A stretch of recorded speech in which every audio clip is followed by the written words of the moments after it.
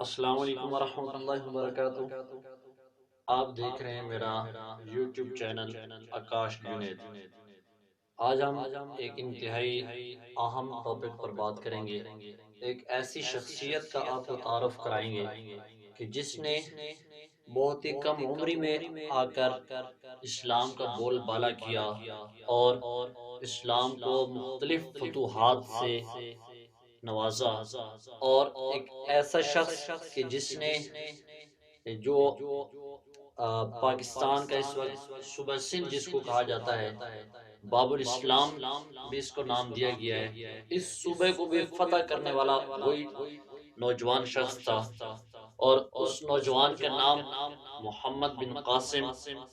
اور یہ محمد بن قاسم عرب کے شہر طائف میں پیدا ہوئے، اور ان کا تعلق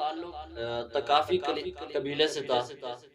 محمد بن قاسم کے والد کا نام قاسم محمد بن یوسف تھا، اور محمد بن قاسم کے والد محترم محمد بن قاسم کے بچپن میں ہی وفات پا گئے، اور اس کے بعد آپ کی تعلیم و تربیت کا جو ذمہ داری تھی وہ آپ کی والدہ پر آن پڑی۔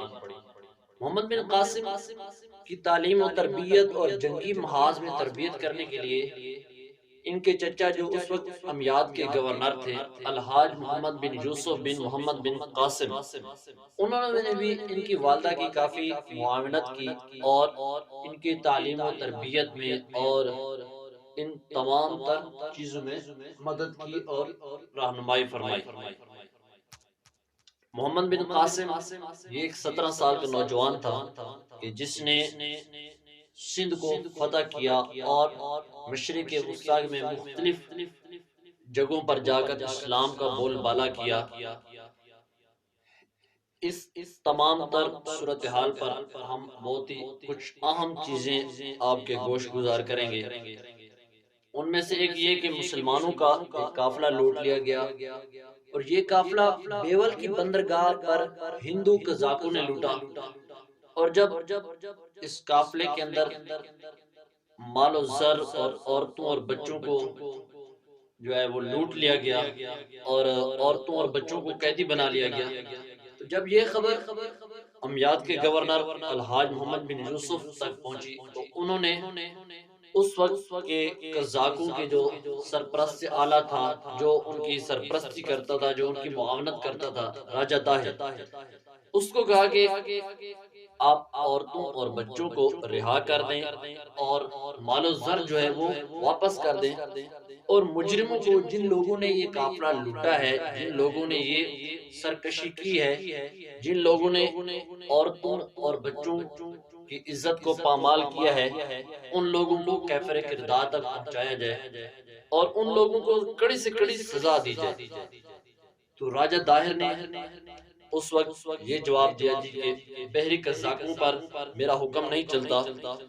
میرا ان سے کوئی لینا دینا نہیں ہے، کوئی تعلق نہیں ہے، کوئی واسطہ نہیں ہے۔ تو یہ جواب سننے کے بعد حجاج بن یوسف نے یہ تہیہ کیا کہ اب راجہ طاہر کے اس جواب کو، اور راجہ طاہر کو ایک سخت سے سخت جوابی کارروائی اس پر کی جائے، اور اس سے قبل کہ حجاج بن یوسف کے جو دو لشکر تھے ان کو شکست ہو چکی تھی، اور اب جو یہ تیسری بار لشکر بھیجا جانا تھا، تو اس کے لیے حجاج بن یوسف نے 17 سال کا نوجوان محمد بن قاسم اس کو منتخب کیا کہ اب یہ محمد بن قاسم جو ہے یہ راجہ طاہر کی فوج پر ایک زبردست قسم کا حملہ کرے گا۔ تو اس وقت محمد بن قاسم نے اپنے انتہائی عمدہ حکمت عملی کے ساتھ راجہ طاہر کی فوج پر حملہ کیا، اور اس حملے کی جو مین وجہ تھی وہ یہ تھی کہ راجہ طاہر کے انتہائی غیر منصفانہ فیصلے اور اس کی دوغلا پالیسیاں کہ کہنا کچھ اور کرنا کچھ، تو اس وجہ سے حجاج بن یوسف نے یہ فیصلہ کیا کہ محمد بن قاسم کی قیادت میں ایک لشکر تشکیل دیا، اور اس نیت سے کہ راجہ طاہر کی فوج کو نیست و نابود کیا جائے۔ تو محمد بن قاسم نے ایک انتہائی عمدہ اور خوبصورت حکمت عملی اپنائی، اور راجہ طاہر کی فوج جو اس وقت دیبل میں موجود تھی، اس کے ساتھ محمد بن قاسم کے لشکر کا ٹکراؤ ہوا، اور محمد بن قاسم کو اللہ تبارک و تعالی نے اس جنگ میں فتح عنایت فرمائی، اور محمد بن قاسم نے راجہ طاہر کی فوج کو شکست دے، اور راجہ طاہر جو تھا وہ اس وقت اس علاقے میں موجود تھا جس کو آج ہم نواب شاہ کے نام سے جانتے ہیں، اور یہ نواب شاہ صوبہ سندھ کے اندر موجود ہے، جس کا آج نام نواب شاہ رکھا گیا ہے۔ پہلے اس کا کچھ اور نام تھا، لیکن اب اس وقت جو ہے اس کو نواب شاہ کے نام سے پہچانا جاتا ہے، اور یہ صوبہ سندھ کے احاطے کے اندر ہی آتا ہے۔ تو راجہ طاہر کو جب یہ بات پتہ چلی کہ محمد بن قاسم کے لشکر نے اس کی فوج کو شکست دے دی، تو راجہ طاہر نے فوراً دیبل کی طرف پیش قدمی نہ کی، کیونکہ اس کو کافی حد تک یہ پتہ چل چکا تھا کہ اگر وہ اب پیش قدمی کرتا ہے تو اس کی اس فوج کو بھی شکست کا سامنا کرنا پڑ سکتا ہے۔ لیکن جب محمد بن قاسم نے فتح حاصل کی، اور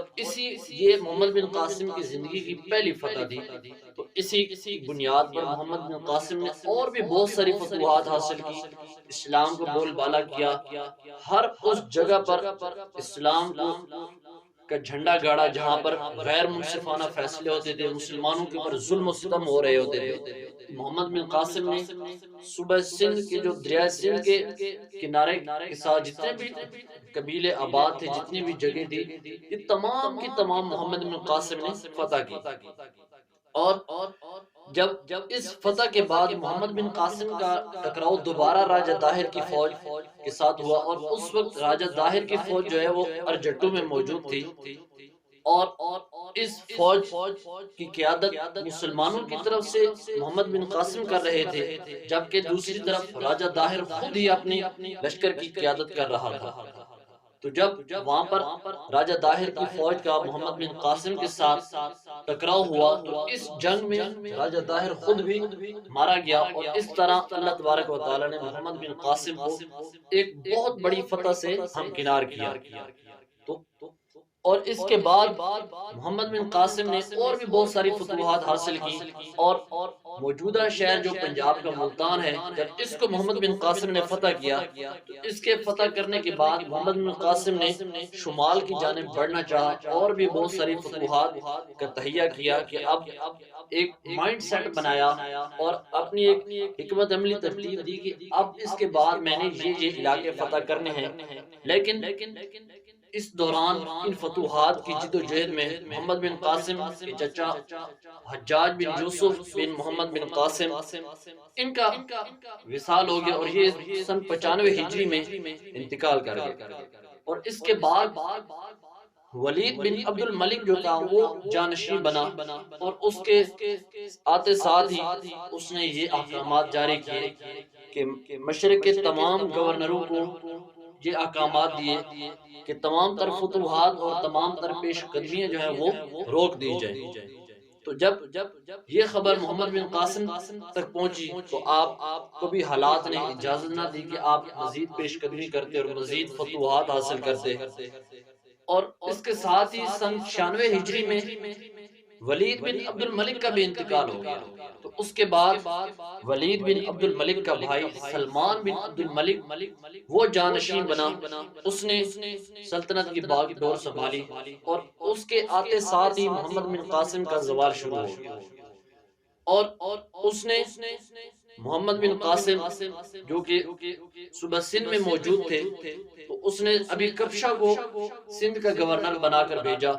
اور ساتھ ہی یہ حکم دیا کہ محمد بن قاسم کو گرفتار کر کے اس کے حاضر حضور پیش کیا جائے۔ جب یہ خبر محمد بن قاسم تک پہنچی، تو بجائے اس کے کہ محمد بن قاسم لوگوں کو اکٹھا کرتے یا اس کا مقابلہ کرتے، بلکہ انہوں نے اپنی گرفتاری جو ہے وہ دے دی۔ تو ابھی کبشہ نے محمد بن قاسم کو گرفتار کر کے سلمان بن عبد الملک کے حضور پیش کیا، اور اس نے محمد بن قاسم کو جیل کے اندر بند کروا دیا، اور اس طرح محمد بن قاسم 7 ماہ تک جیل کی صعوبتیں اور مشکلات برداشت کرتے ہوئے اپنے خالق حقیقی سے جا کر ملے۔ تو اب یہ دیکھنا یہ ہے کہ اسلام اس عظیم مجاہد سے محروم کیسے ہوا۔ اس طرح اور بھی بے شمار عظیم مجاہد، اسلام کو، اسلام کا جھنڈا گاڑنے والے، اسلام کا بول بالا کرنے والے کئی ایسے عظیم مجاہد ان سلطنت کی بھیٹ چڑھ گئے۔ اس کی وجہ یہ تھی کہ شہزادوں کی آپس کی لڑائیاں اور آپس کے اختلافات کی وجہ سے ایک ہر دور میں اسلام جو ایک عظیم جنگجو سے محروم ہوتا رہا۔ تو اسی طرح محمد بن قاسم بھی 7 ماہ جیل میں رہے، اور جیل کی صعوبتیں اور مشکلات برداشت کرنے کے بعد محمد بن قاسم جو وہ خالق حقیقی سے جا کر ملے۔ تو اس طرح اسلام ایک عظیم مجاہد سے محروم ہو گیا۔ تو یہ تھی آج کی ویڈیو۔ ہمیں انتظار رہے گا، آپ اپنی رائے ہمیں کمنٹس میں دے سکتے ہیں، اور اپنے مفید مشوروں سے ہمیں آگاہ کریں تاکہ ہم مزید اچھی سے اچھی معلومات آپ تک پہنچائیں۔ اور آخر میں یہ کہ اگر آپ میرے یوٹیوب چینل پر نئے ہیں تو سبسکرائب کریں، ساتھ میں بیل آئیکن کے بٹن کو دبائیں تاکہ ہر نئی آنے والی ویڈیو سب سے پہلے آپ تک پہنچے۔ اللہ نگہبان۔